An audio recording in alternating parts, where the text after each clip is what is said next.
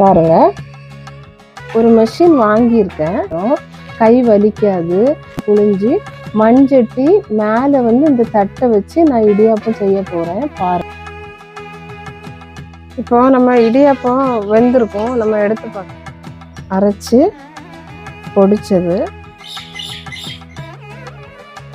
இனிப்பு எல்லாமே கரெக்டாக இருக்குது.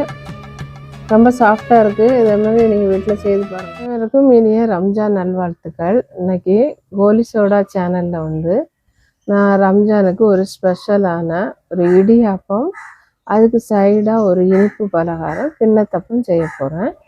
அதை வந்து ரெண்டுமே சேர்த்து விறகடுப்பில் தான் செய்ய போகிறேன். இப்போ நம்ம கேஸில் செஞ்சால் நிறைய கேஸ் வீணாயிடும், நமக்கு தட்டுப்பாடு ஏற்படும். அதனால நம்ம வந்து விறகடுப்பில் ஈஸியாக ஒவ்வொரு மெத்தடில் அழகாக எளிமையாக செஞ்சிடலாம். வீடியோக்குள்ளே போகலாமா?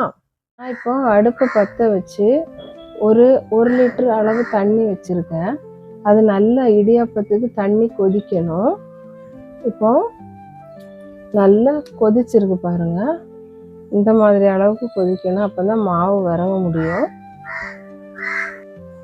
இப்போ நான் வந்து 1/2 கிலோ இடியாப்ப மாவு வீட்டிலே ரெடி பண்ண மாவு தான். இதை வந்து நல்லா வறுக்கணும். வறுத்தா தான் இடியாப்பம் வந்து சாஃப்டாக வரும்.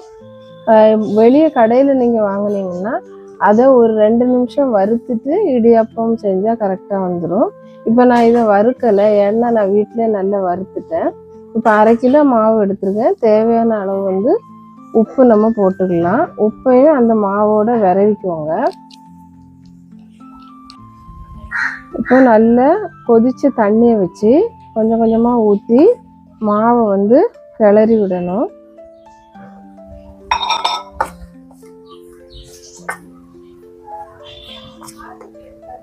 இப்போ நான் 1 கப்பு ஊற்றிருக்கேன்.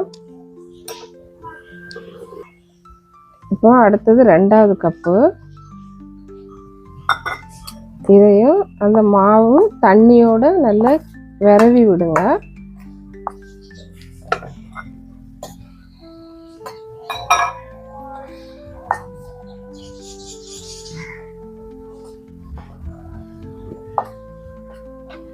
இந்த மாதிரி தேய்ச்சி விட்டாதான் மாவு நல்லா அந்த தண்ணியிலே வேகும்.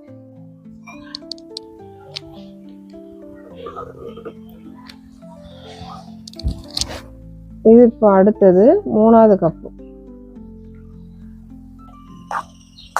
எல்லா இடத்துலையும் மாவு கரெக்டாக